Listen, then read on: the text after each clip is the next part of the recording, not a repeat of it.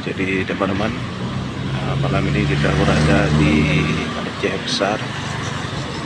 Teman-teman, kita sedang menikmati yaitu bakso doyok yang sangat viral sekali dengan harga yang masih minim yaitu 5 ribuan untuk satu pakongannya teman-teman. Ini teman-teman,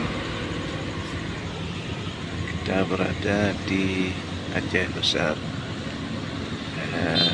perbatasan antara Banda Aceh dengan Aceh Besar sekitar jarak 500 km arah menuju ke timur.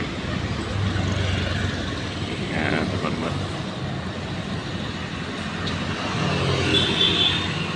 Jadi teman-teman, di sana juga ada SPBU.